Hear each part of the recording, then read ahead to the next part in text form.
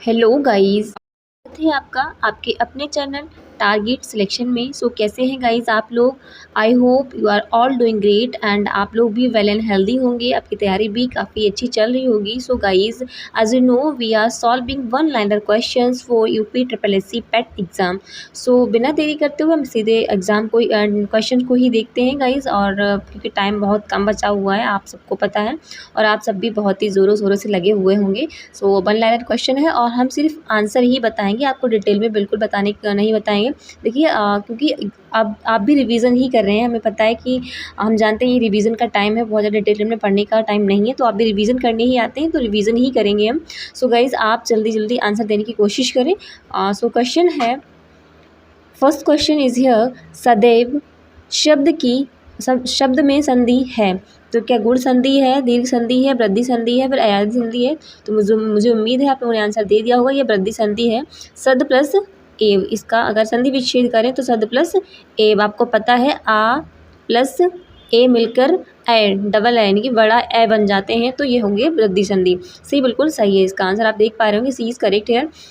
Next question है, पुनर्जन्म शब्द का संधि विच्छेद क्या है। तो पुनर्जन्म का है पुनः प्लस जन्म, आपने आंसर दे दिया होगा, आंसर ए बिल्कुल सही है, आंसर ए इज करेक्ट है। So next question guys, question on this screen, नीचे दिए गए शब्दों में से अव्ययी भाव समास का चयन कीजिए। अव्ययी भाव समास आप लोगों को पता है जो कि क्या पाप पुण्य है, बिल्कुल नहीं है। जो है ना ये गाइस बिल्कुल नहीं है। आजीवन, यहाँ यस बिल्कुल, ये आजीवन भी बिल्कुल सही है। घुड़सवार ये भी नहीं है, और पीताम्बर ये बहुब्रीहि समास है, और एक जो है ना वो द्वंद्व समास है। ए बिल्कुल यानी पाप पुण्य जो है ना वो द्वंद्व समास है। आजीवन आपका बिल्कुल सही है, यहाँ पर ये अव्ययी भाव समास है। ए बी बिल्कुल सही है गाइस। सो नेक्स्ट क्वेश्चन गाइस देखते हैं, क्वेश्चन है, फास्टली करेंगे।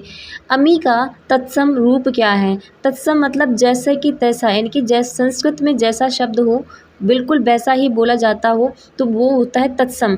और जो तद्भव होते हैं जो कि संस्कृत को हम देशी भाषा में चेंज कर लेते हैं, उसको बोलते हैं तद्भव।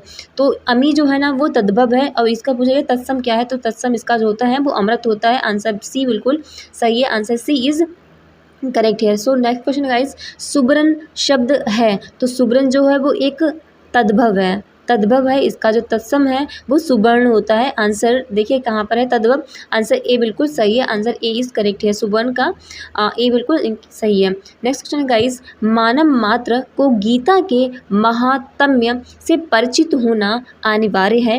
रेखांकी शब्द को शुद्ध कीजिए। तो यहाँ महाताम्य है वो गलत लिखा हुआ है, इन्होंने बोला कि इसको शुद्ध करना है, तो बताइए शुद्ध क्या है।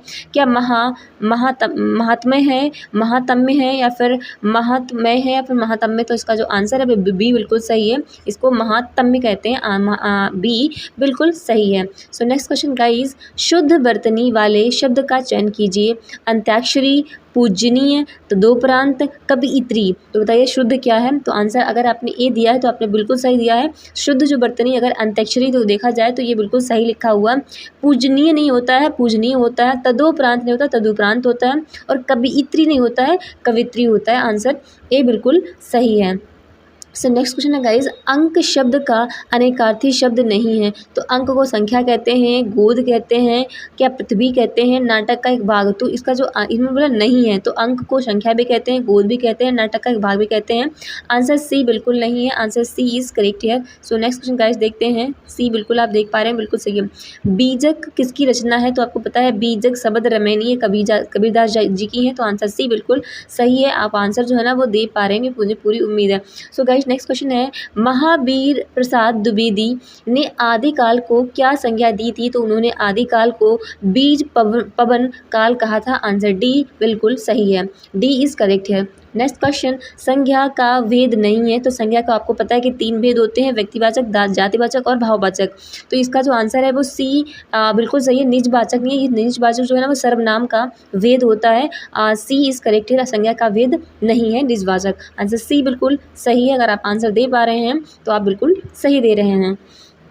क्वेश्चन गाइस है, हरि मोहन अपनी बहन को पुस्तक देता है, वाक्य में रेखांकित पद में कारक क्या है। तो यहाँ पर पुस्तक देना ये रेखांकित आप मान लीजिए कि दिया नहीं है, तो इसमें जो है ना वो ए बिल्कुल सही है, कर्म, यानी कि हरि मोहन जो है ना अपनी बहन को एक पुस्तक दे रहा है, मतलब एक कर्म कर रहा है, तो यहाँ पर कर्म है, इसका ए बिल्कुल सही है। नेक्स्ट क्वेश्चन गाइज, अभ्यास का विशेषण रूप क्या है। विशेषण रूप मैं आपको पहले बता चुकी हूँ। विशेषण अगर आपको पहचानना तो उसके आगे कोई आप संज्ञा शब्द लगा लीजिए, जैसे कि पुरुष, महिला, लड़का, लड़की। तो देखिए कि अभ्यासी पुरुष नहीं, अभ्यासी पुरुष या महिला कह सकते हैं, तो बी बिल्कुल सही होगा। अभ्यास का जो विशेषण होगा वो अभ्यासी, बी इज करेक्ट है। सो नेक्स्ट क्वेश्चन गाइज है, दाता शब्द का स्त्रीलिंग क्या होगा। तो दाता का दात्री, सी इज करेक्ट है। सो नेक्स्ट क्वेश्चन है गाइज, प्रेरणार्थक क्रिया है तो क्या गिरना है, बोलना है, सुनाना है या फिर कहना है। जैसे कि आपको पता है कि मूल धातु होती है, फिर क्रिया होती है, फिर प्रेरणार्थक प्रथम होती है और प्रेरणार्थक सेकंड होती है। तो जो वो सुनाना है, आंसर सी बिल्कुल सही है। अगर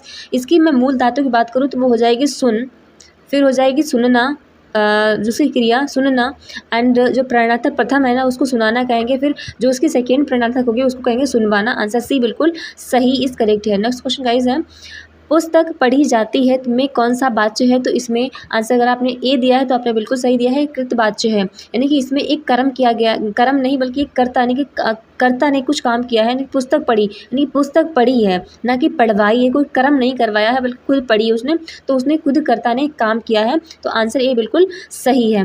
नेक्स्ट क्वेश्चन है गाइज, हिंदी में पूर्ण विराम चिन्ह का क्या होता है। पूर्ण विराम चिन्ह जो है ना अगर इसमें लगाएं तो ये बिल्कुल पूर्ण विराम है। इस क्वेश्चन में भी अगर हम पूर्ण विराम को लगाएं तो आप देख पा रहे होंगे आंसर, इसको ऐसे पूर्ण विराम कहते हैं, तो आंसर आप देखेंगे सी बिल्कुल सही है। ये जो होता है ये इसको विस्मयादि बोधक कहते हैं, ये तो ये गलत है, इंग्लिश का है, डॉट बोलते हैं इसको, ये क्वेश्चन मार्क है। सो नेक्स्ट क्वेश्चन गाइस, सी इसका बिल्कुल सही है। क्वेश्चन है, निम्नलिखित में से अव्यय क्या हो। अव्यय वह होते हैं जो अविकारी होते हैं, जिसमें किसी भी तरह का चेंजेस नहीं लाया जा सकता है। तो प्राचीन को प्राचीनतम कर सकते हैं, मोटा को मोटापा कर सकते हैं, गरीब को गरीबों कर सकते हैं, और को कुछ और नहीं चेंज कर सकते, तो इसमें विकार नहीं ला सकते। आंसर डी बिल्कुल सही है। नेक्स्ट क्वेश्चन गाइस है, लड़के ने पुस्तक पढ़ी है, वाक्य का काल क्या है। तो जो इसमें क्या सामान्य वर्तमान है, बिल्कुल नहीं, पढ़ी है, तो ये पूरी तरह से वर्तमान काल है। आंसर बी इज करेक्ट है। आंसर अगर आपने बी को सर्कल किया है तो आप बिल्कुल सही आंसर दे पा रहे हैं। मुझे उम्मीद है आप लोग हिंदी के तो आंसर सही से कर ही पा रहे होंगे। सो गाइज नेक्स्ट क्वेश्चन है, निम्नलिखित वाक्य का शुद्ध पदक्रम होगा। बताइए शुद्ध इसमें क्या है। एक गिलास, एक पानी, क्या एक पानी भी होता है। आंसर पूरी तरह से गलत है, पानी का एक गिलास लाओ। आंसर बी बिल्कुल सही है। So guys B is correct है। नेक्स्ट क्वेश्चन गाइज देखते हैं, सेबेस्ट्रियन कोर्डा निम्नलिखित में से किस खेल से संबंधित है। जो भी स्पोर्ट के लवर होंगे शायद उन्हें ज़रूर पता होगा। तो सेबेस्टियन कोर्डा क्या होता है, क्या टेनिस से रिलेटेड है, क्रिकेट से, बैडमिंटन से या फिर वॉलीबॉल से। तो बताइए इसका आंसर क्या है। आंसर इसका टेनिस, ए बिल्कुल सही है, ये जो है ना टेनिस से रिलेटेड है। सो नेक्स्ट क्वेश्चन गाइस देखते हैं, आगा खां कप किस खेल से संबंधित है। क्या क्रिकेट से, फुटबॉल से, लॉन टेनिस से या फिर हॉकी से। तो बताइए किससे। आंसर अगर आपने डी दिया है तो आपने बिल्कुल सही दिया है, आंसर डी इज करेक्ट है, हॉकी से आगा खां रिलेटेड है। सो नेक्स्ट क्वेश्चन गाइस, सुल्तान जोहर कप डैश के साथ जुड़ा हुआ है। तो किससे जुड़ा हुआ है सुल्तान जोहर कप, किससे, क्या हॉकी से, क्रिकेट से, फुटबॉल से या गोल्फ से। जो इसका आंसर है वो गाइस देख पा रहे होंगे आप, ए बिल्कुल सही है, हॉकी से। सुल्तान जोहर कप हॉकी से रिलेटेड है। गाइस मुझे इस स्पोर्ट में बिल्कुल इंटरेस्ट नहीं है और मुझे इसको पढ़ाने में भी बिल्कुल इंटरेस्ट नहीं आता है। सो गाइस क्वेश्चन तो देखो आते हैं और पढ़ने पड़ते हैं, हम सबको पढ़ने पड़ते हैं। अगर इंटरेस्ट है तब भी पढ़ना है, नहीं इंटरेस्ट है फिर भी पढ़ना है, पढ़ना तो पड़ेगा ही। सो गाइस नेक्स्ट क्वेश्चन है, किस शासक ने बौद्धों के लिए विख्यात विक्रमशिला विश्वविद्यालय की स्थापना की थी। तो वो गुप्त शासक थे और वो थे Dharampal. Answer D is correct है। सो नेक्स्ट क्वेश्चन है गाइस, क्वेश्चन आपने देखा होगा डी बिल्कुल सही है।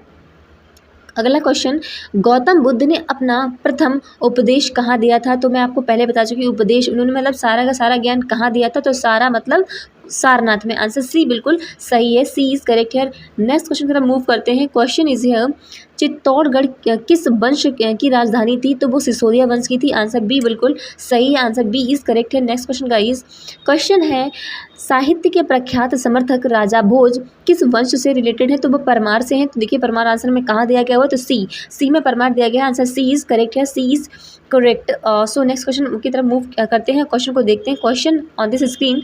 सो give me answer, Maharaja Sawai Jai Singh द्वारा निर्मित जंतर मंतर क्या है। तो क्या वो एक लैंडस्केप लैंडस्केप है, संग्रहालय है, किला है या फिर खगोलीय वेधशाला है। तो आपको पता है जंतर मंतर जो है ना वो पहली वेधशाला हमारे यहाँ पर बनाई गई थी। आंसर डी बिल्कुल सही है। Answer D is correct here. So next question guys, you can see on this screen, आदि ग्रंथ किस समुदाय का धार्मिक ग्रंथ है? अगर आपको इसका आंसर पता है तो आप बताइए क्या किस ग्रंथ से। तो मुझे पूरी उम्मीद है कि आप लोग बता पा रहे होंगे। Answer C is correct here. Answer Sikh धर्म से रिलेटेड है। सो नेक्स्ट क्वेश्चन गाइज है, मुगल सम्राट ने आलमगीर शीर्षक अपना लिया था तो वो औरंगजेब था। आंसर ए बिल्कुल सही, औरंगजेब ने आलमगीर शीर्षक अपनाया हुआ था। नेक्स्ट क्वेश्चन गाइज है, शिवाजी के राजनीतिक गुरु एवं संरक्षक कौन थे? तो बताइए कौन थे? क्या समर्थ रामदास थे या फिर शाहजी भोसले थे, दादाजी कोंडदेव थे या फिर इनमें से कोई नहीं? आंसर अगर आपने अपने क्या आंसर दिया बताइए। आंसर सी दिया है। अगर दिया है तो बिल्कुल सही दिया है, दादाजी कोंडदेव थे। आंसर सी बिल्कुल सही है। शिवाजी के जो राजनीतिक गुरु थे वो दादाजी कोंडदेव। आंसर सी बिल्कुल सही है। सो क्वेश्चन नेक्स्ट गाइस है, डैश में अंग्रेजी ईस्ट इंडिया कंपनी ने भारत में एक शिक्षा प्रणाली पेश की थी जिसे वुड के डिस्पैच के नाम से जाना गया था। मैं आपको बता दूं ये इरा था 1856 का हमारा। उसके बाद में जो है ना स्वतंत्रता संग्राम हुआ था। सो गाइज ये 1856 कहाँ पर है? तो आंसर बी बिल्कुल आप देख पा रहे होंगे बिल्कुल सही है। ईस्ट इंडिया कंपनी में जो वुड का डिस्पैच है जो एजुकेशन के लिए आया था वो आया था 1856 में। Answer B is correct here. So next question guys, we can see Akhil Bharatiya Kisan सभा के प्रथम सत्र की अध्यक्षता किसने की थी? क्या स्वामी सहजानंद थे, इंदुलाल याग्निक थे या फिर एनजी रंगा थे, पीसी जोशी थे? अगर आपने आंसर ए को दिया है तो बिल्कुल आपने सही दिया है। आंसर ए बिल्कुल सही है। So next question guys on this screen, अपने शासन के दौरान अंग्रेज किसानों को मद्रास में उगाने के लिए मजबूर करते थे तो क्या करते थे? क्या जूट, चाय, गन्ना या फिर चावल? इसका आंसर डी दिया गया हुआ। गाइस मैं इस क्वेश्चन को आंसर को छोड़ रही हूँ, क्वेश्चन को छोड़ रही हूँ क्योंकि मुझे इनमें से चावल उगाने के लिए मजबूर करते मुझे तो नहीं लगता। सो नेक्स्ट क्वेश्चन गाइस देखते हैं। क्वेश्चन है, जलियांवाला बाग नरसंहार किस गांधीवादी सत्याग्रह के संबंध में हुआ था? तो क्या स्वदेशी? नहीं, यह रॉलेट एक्ट के कारण हुआ था। आंसर बी बिल्कुल सही है। रॉलेट एक्ट 1919 में आया था। फिर उसके बाद में 13 अप्रैल 1919 को जलियांवाला बाग नरसंहार हुआ था। 13 अप्रैल था, हाँ 13 अप्रैल ही तो था। सो नेक्स्ट क्वेश्चन है गाइस, इसका आंसर है जो बी है ना, बी बिल्कुल सही है। ये जो रॉलेट एक्ट है ना इसको बिना वकील, बिना दलील, बिना अपील का कानून कहा गया था। नेक्स्ट क्वेश्चन गाइस है, जलियांवाला बाग हादसे से कौन सा ब्रिगेडियर संबंधित था? तो जनरल डायर था। जनरल डायर जो है ना वो बी में है। आप देख पा रहे हैं बी इज करेक्ट है। जनरल डायर बी में दिख रहा है हम लोगों को, तो बी बिल्कुल सही है। नेक्स्ट क्वेश्चन गाइस देखते हैं, असहयोग आंदोलन के दौरान बिहार में कृषकों का नेतृत्व किसने किया था? तो स्वामी विद्यानंद थे या फिर राजकुमार शुक्ल थे, श्री कृष्ण सिंह थे या फिर JB सेन थे? तो अगर आपने आंसर ए दिया तो आपने बिल्कुल सही दिया है, स्वामी विद्यानंद जी थे। आंसर ए बिल्कुल सही है। क्वेश्चन नेक्स्ट है 39 नंबर का, 2011 की जनगणना के अनुसार भारत का सबसे कम आबादी वाला राज्य कौन सा है? तो वो है सिक्किम। अगर आपने सिक्किम को आंसर दे पाए, देखिए सिक्किम क्या ऑप्शन में है? हाँ बिल्कुल है। तो आंसर सी बिल्कुल सही है। सिक्किम सी में दिख रहा है हम लोगों को, तो सी बिल्कुल सही है। So next question guys, Bharat ने नई राष्ट्रीय जनसंख्या नीति कब लागू की है? तो वो लगी है 2000 में, यानी कि सी बिल्कुल सही है। सी इज करेक्ट है। नेक्स्ट क्वेश्चन गाइस, भारत के किस राज्य की नगरीय जनसंख्या का प्रतिशत सर्वाधिक है? तो वो क्या गोवा का है, महाराष्ट्र का है, केरला का है या फिर मिजोरम का है? तो अगर आपने आंसर ए को दिया है तो आपने सही दिया। हो सकता है आपने महाराष्ट्र को दिया हो, तो महाराष्ट्र आप बिल्कुल गलत है। आंसर ए बिल्कुल सही है। गोवा में नगरीय जनसंख्या सबसे ज़्यादा, यानी कि शहरों में सबसे ज़्यादा लोग रहते हैं। सो नेक्स्ट क्वेश्चन गाइस है 42 नंबर का है, 2011 की जनगणना के अनुसार उत्तर प्रदेश की जनसंख्या भारत की जनसंख्या का कितना प्रतिशत है? तो वो है 16.116%। देखिए उत्तर प्रदेश में कितनी जनसंख्या है, तभी तो फर्स्ट नंबर पे आता है। तो सी बिल्कुल सही है। इसका आंसर सी इज करेक्ट है। सी बिल्कुल सही है। So next question guys, question आपके लिए है, संसार की छत कहा जाता है? तो ये क्या मैं छोड़ दूं आपके लिए? आंसर दे पाएंगे? हाँ तो देंगे आप लोग। फिलहाल मैं आंसर बता देती हूँ। आंसर डी बिल्कुल सही है। पामीर के पठार को संसार की छत कहा जाता है। आंसर बिल्कुल सही है। और भारत को क्या कहते हैं? तो कहते हैं सोने की चिड़िया। जापान को कहते हैं उगता सूरज का देश कहते हैं। सो नेक्स्ट क्वेश्चन गाइस है, पठारों में व्यक्तियों का प्रमुख व्यवसाय होता है तो क्या करते हैं वो लोग, वो करते हैं कि कृषि, पशुपालन या फिर खनन या फिर मत्स्य पालन। तो अगर आपने बोला है मत्स्य पालन, क्या पठारों में मत्स्य पालन कर सकते हैं? बिल्कुल नहीं। खनन? बिल्कुल नहीं। पशुपालन कर सकते हैं, तो बी बिल्कुल सही है, answer B is correct here. Next question है गाइज, यूएसए की कनेक्टिकट घाटी, अच्छा यूएसए में कनेक्टिकट घाटी है, किसके लिए प्रसिद्ध है? तो किसके लिए प्रसिद्ध है, तो बताइए किसके लिए है? आंसर ऑप्शन देखते हैं, क्या चुकंदर के लिए, कपास के लिए, मक्का के लिए, तंबाकू के लिए। तो अगर आपने आंसर डी दिया है तो बिल्कुल सही है। क्वेश्चन का आंसर जो है ना वो डी बिल्कुल सही है, तंबाकू यहाँ पर करेक्ट है। सो नेक्स्ट क्वेश्चन गाइस है, संविधान सभा के चुने हुए स्थायी अध्यक्ष कौन थे? क्या डॉक्टर राजेंद्र प्रसाद थे, जवाहरलाल नेहरू थे, सच्चिदानंद सिन्हा थे, बी आर अम्बेडकर थे? देखिए जो सच्चिदानंद सिन्हा थे वो सबसे वृद्ध थे और ये अस्थायी अध्यक्ष चुने गए थे। जो स्थायी अध्यक्ष चुने गए थे वो डॉक्टर राजेंद्र प्रसाद थे। आंसर ए बिल्कुल सही है, A is correct here. So next question guys for you, give me answer. भारतीय संविधान सभा में उद्देश्य प्रस्ताव किसके द्वारा प्रस्तुत किया गया था? कि जवाहरलाल नेहरू, मोतीलाल नेहरू, महात्मा गांधी, सुभाष चंद्र बोस। अगर आपने आंसर ए दिया है तो आपने बिल्कुल सही दिया है, तो वो थे जवाहरलाल नेहरू, ए इज करेक्ट है। सो नेक्स्ट क्वेश्चन गाइस है, बी आर अम्बेडकर स्वतंत्र भारत के पहले मंत्री थे, तो कौन से मंत्री थे? तो किसको नहीं पता, ये कानून मंत्री थे, इन्होंने तो संविधान लिखा है, हमारे संविधान निर्माता भी कहते हैं इनको, तो बी बिल्कुल सही है, बी इज करेक्ट है। सो नेक्स्ट क्वेश्चन गाइस, हाल ही में दशावतार नाट्य प्रदर्शन कहाँ शुरू किया गया? तो क्या हरियाणा में, राजस्थान में, महाराष्ट्र में, फिर इनमें से कोई नहीं? तो आंसर अगर आपने राजस्थान दिया हुआ है तो आपने सही नहीं दिया हुआ है, आंसर सी बिल्कुल सही है, महाराष्ट्र इज करेक्ट है। सो नेक्स्ट क्वेश्चन गाइस है 15 नंबर का क्वेश्चन है, हाल ही में बीएसएफ बीजीबी 4 दिवसीय 55वीं महानिदेशक स्तर सीमा वार्ता कहाँ शुरू की गई? क्या मुंबई में, दिल्ली में या फिर गुवाहाटी में? इनमें से कोई नहीं, तो जो इसका आंसर है वो न्यू दिल्ली, आंसर बी बिल्कुल सही है, आंसर बी आप देख पा रहे होंगे बिल्कुल सही है, न्यू दिल्ली। सो क्वेश्चन है 51 नंबर का, हाल ही में दिल्ली पुलिस का 78वां स्थापना दिवस कब मनाया गया? तो वो 14 फरवरी, क्या 16 फरवरी, फिर 15 फरवरी, फिर 18 फरवरी? बताइए कौन सा आंसर है? तो आंसर अगर आपने 16 फरवरी दिया है तो बिल्कुल सही दिया है, ये 78वां स्थापना दिवस है दिल्ली पुलिस का, बी बिल्कुल सही है। सो नेक्स्ट क्वेश्चन गाइज है आपके लिए, हाल ही में नेपाल और किस देश ने हाइड्रो नेपाल परियोजना के लिए समझौता ज्ञापन में हस्ताक्षर किए हैं? तो वो नेपाल और क्या रूस है, फ्रांस है, जर्मनी है? तो अगर आपने आंसर बी दिया है यानी कि फ्रांस के साथ दिया है तो आंसर बिल्कुल आप सही दे पा रहे हैं, बी बिल्कुल सही है, नेपाल और फ्रांस ने। क्वेश्चन देखते हैं, हाल ही में कौन आईपीएल 2025 के सह प्रस्तोता के रूप में थम्स अप की जगह लेगा?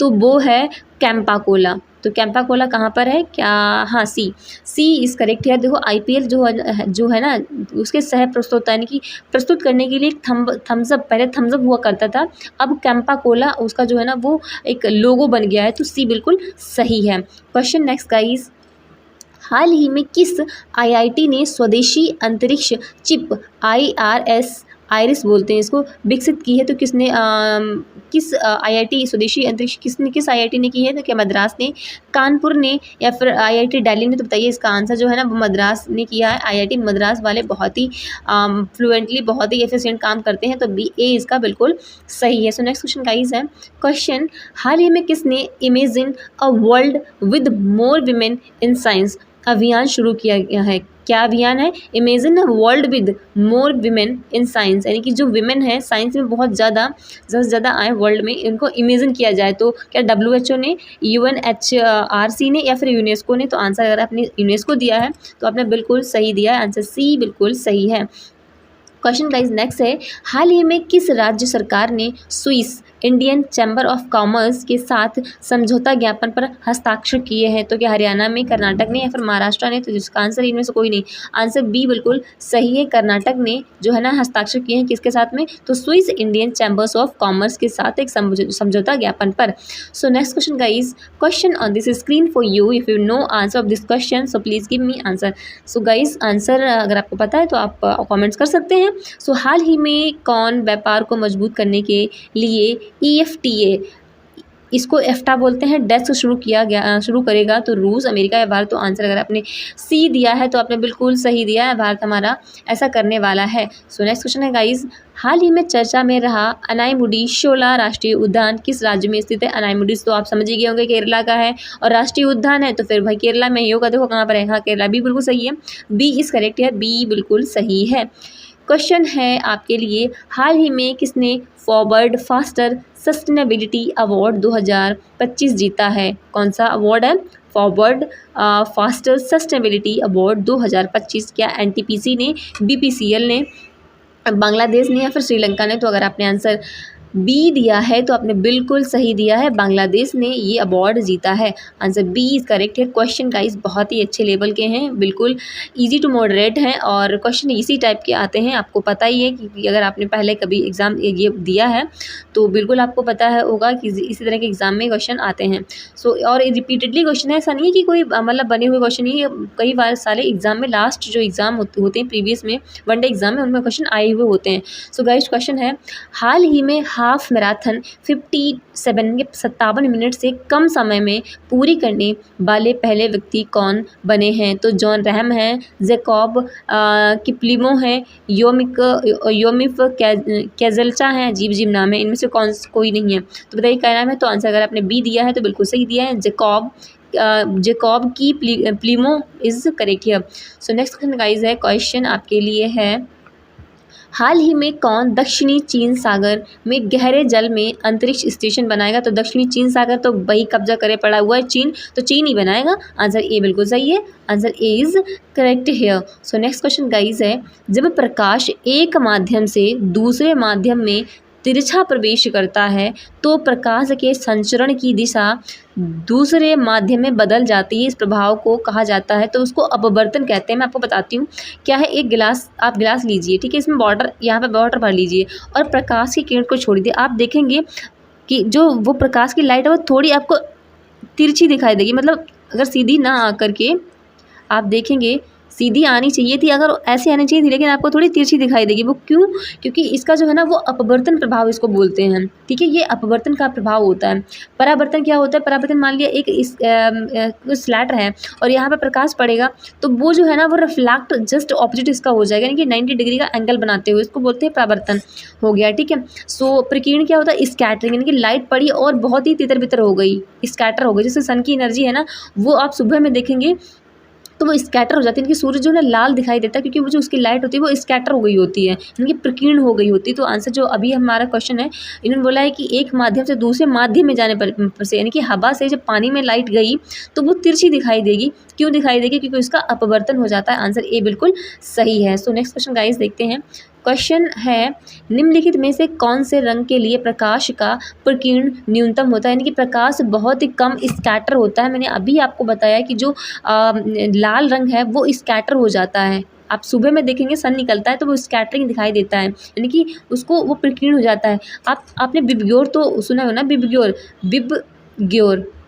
GOR, विबग्योर, जो सबसे ज़्यादा जो स्कैटर करता है वो होता है विबग्योर, यानी कि वॉयलेट कलर, और सबसे कम जो स्कैटर होता है, इनकी प्रकीर्ण होता है उसका, यानी सबसे कम फैलता है, वो होता है लाल रंग, सबसे लास्ट में आता है। आप जितना इधर जाएंगे वो उसका कम ही स्कैटर होता है, यानी कि सबसे ज़्यादा वॉयलेट कलर का, फिर इंडिगो कलर का, फिर बैंगनी कलर का, इस तरह से जाएंगे, उससे कम सबसे कम किसका जो लाइट स्कैटरिंग की सबसे कम मतलब बितरती है लाइट में, फैलती है, तो वो है लाल, यानी कि रेड कलर। इसको तो आंसर इसका जो हो जाएगा वो डी बिल्कुल सही हो जाएगा।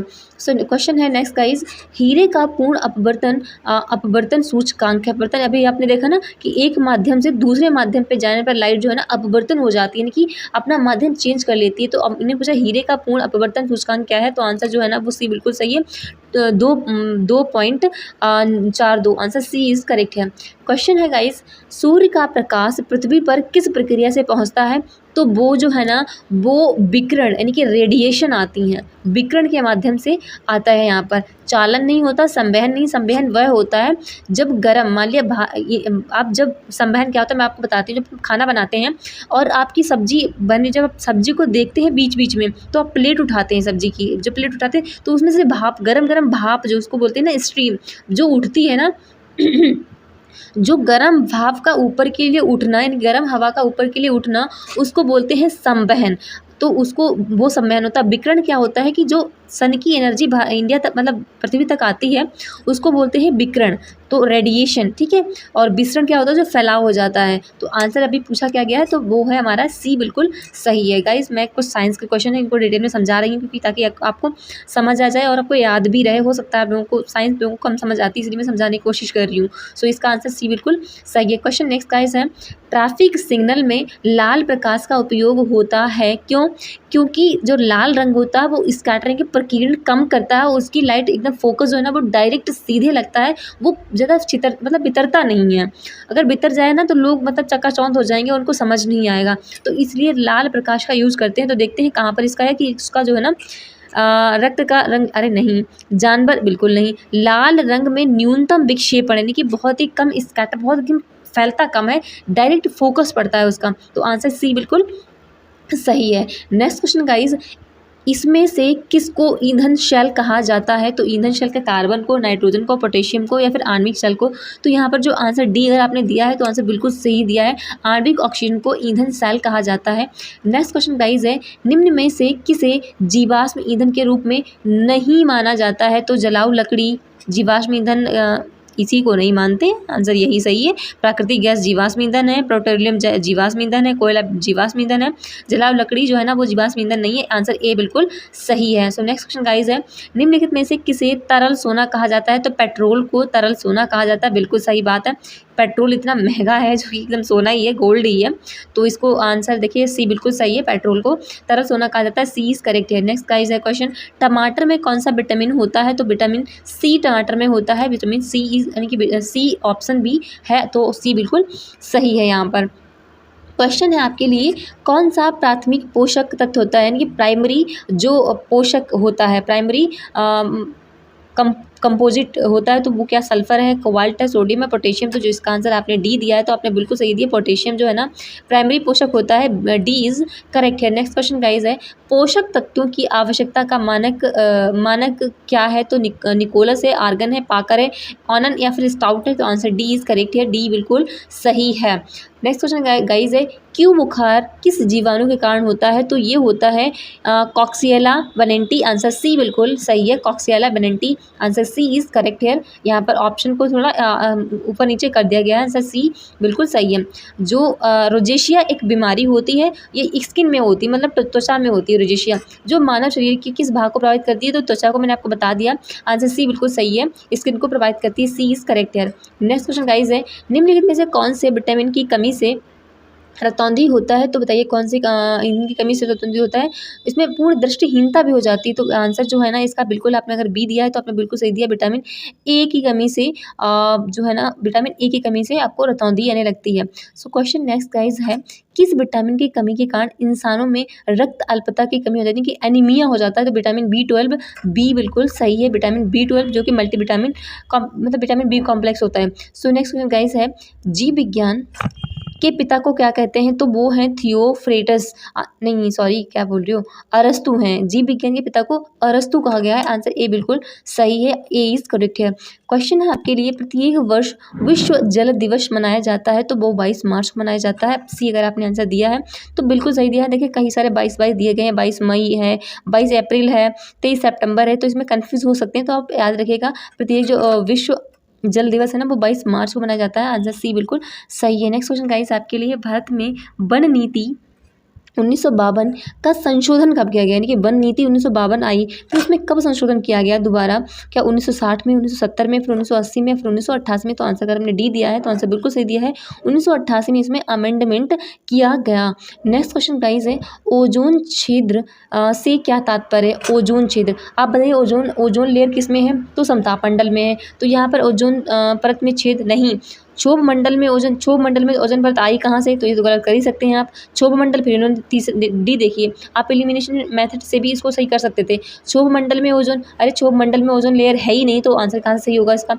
आप समताप मंडल पे जाइए ना, समताप मंडल में ओजोन परत की मोटाई कम हो गई है, तो उसको ओजोन छिद्र बोला गया है, ओजोन छिद्र, जो कि ऑस्ट्रेलिया में देखा गया था। सो फिलहाल ये अब काफ़ी इसमें मतलब ठीक सही हो रहा है, तो इसका मतलब है कहीं ना कहीं हम लोग जो है ना काफ़ी अच्छा आप कर पा रहे हैं। जो पॉल्यूशन फैला रहे हैं तो उसमें थोड़ा कमी लाने की कोशिश की जा रही है। तो आंसर इसका जो है ना वो सी बिल्कुल सही है। नेक्स्ट क्वेश्चन गाइस, अब इंग्लिश के स्टार्ट हुए तो मैं आपको समझा देती हूँ। 5-6 क्वेश्चन है इंग्लिश के, तो गाइस समझने की कोशिश करना। ये भी आपके जो है ना एग्ज़ाम में आते हैं, तो ये बच्चे छोड़ देते हैं मोस्टली इंग्लिश को छोड़ के, लेकिन इतने टफ नहीं होते हैं, बहुत ईजी होते हैं, आप ईज़िली कर सकते हैं इनको। सो मैं पूरी तरह से अच्छे से ईज़िली समझाने की कोशिश करती हूँ आपको। ये मल्टी लैंग्वेज में समझाऊँगी आपको। सो गाइस क्वेश्चन देखते हैं। Select the option that can be used as one word substitution for the given group of word। यहाँ पर one word substitution पूछा गया है, यानी कि मुहावरा पूछा गया है कि इस मुहावरे का अर्थ क्या है। तो क्या है? something that cannot be handled easily।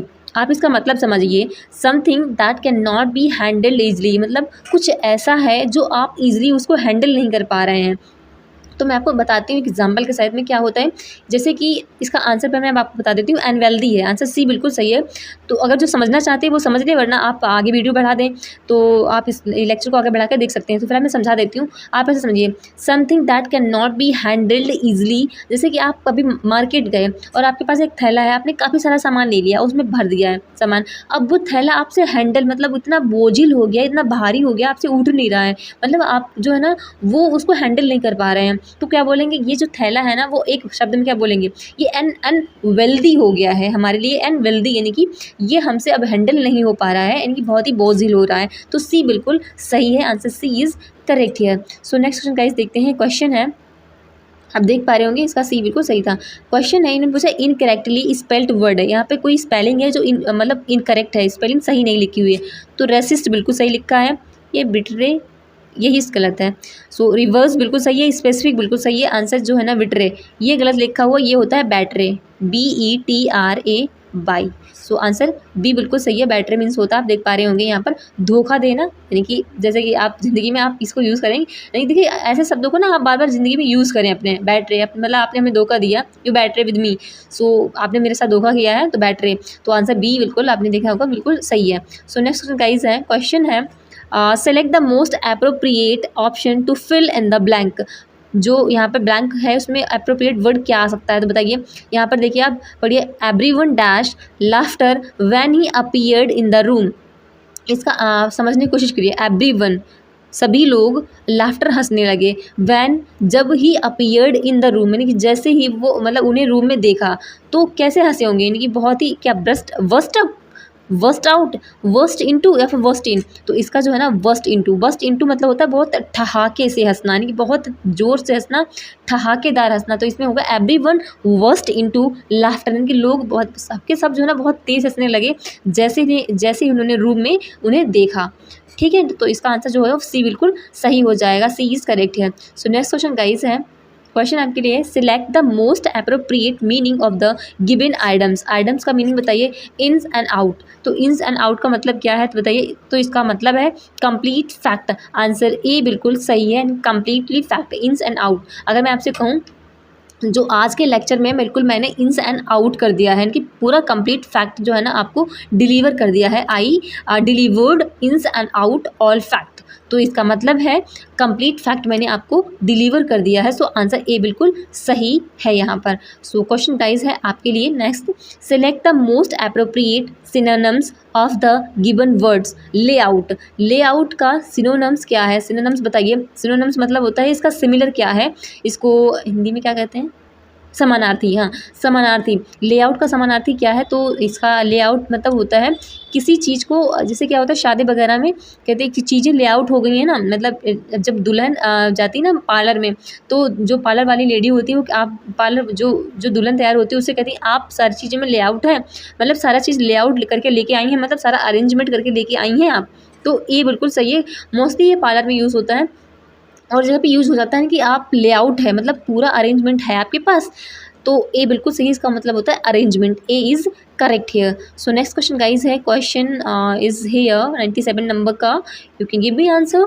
Select the option that can be used as a one word substitute for the given group of word। तो वन वर्ड सब्सटीट्यूशन पूछा गया है, तो बताइए इसका मतलब क्या है। स्टडी ऑफ लिविंग ऑर्गेनिज्म, जो ऑर्गेनिज्म की स्टडी को क्या कहा जाता है, तो क्या कहते हैं, क्या पैथोलॉजी कहते हैं, बिल्कुल नहीं।